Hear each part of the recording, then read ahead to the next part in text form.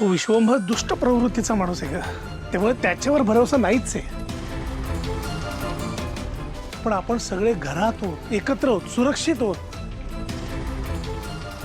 पण प्रीतम बाहेर एकटाच आहे. त्या विश्वंभरनी आपली सगळी माहिती काढली असणार आहे. त्याने प्रीतमला काही इजा करू नये एवढंच वाटतंय मला.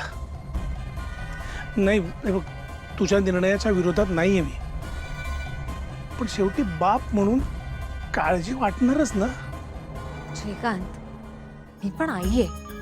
तुला काय वाटतं मला प्रीतमची काळजी नाही वाटत आहे? पण प्रीतमनी काय केलंय हे विसरलायस का तू? त्या मुलामुळे त्या बिचाऱ्या निष्पाप मुलीला किती त्रास भोगावा लागतोय. आणि प्रीतम जर घरी आला तर तुला काय वाटतं प्रिया त्याच्यासोबत एका छताखाली राहू शकणार आहे? प्रीतमनी जे काही केलंय ना, त्यानंतर प्रिया या घरातनं निघून जाईल.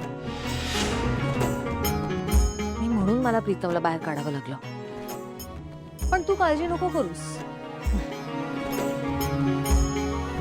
आपल्या घरात अशी काही माणसं आहेत ज्यांना माझ्या आदेशाचा काही फार फरक पडत नाही. पारू, पारू, पारू.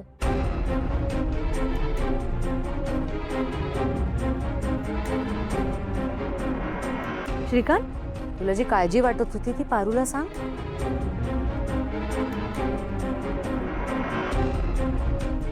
देवळात जे काही घडलं त्याचा तो विश्वंभर बदला घेऊ शकतो ग. आणि इथं आपण सगळे एकत्र आहोत, सुरक्षित आहोत. पण प्रीतम कुठे राहत असेल, काय खात असेल, काहीच माहित नाहीये. पारू, कुठे आहे तो? म्हणजे तुला माहित असेलच ना? कुठल्या तरी हॉटेलमध्ये. होय, म्हणजे तसंच.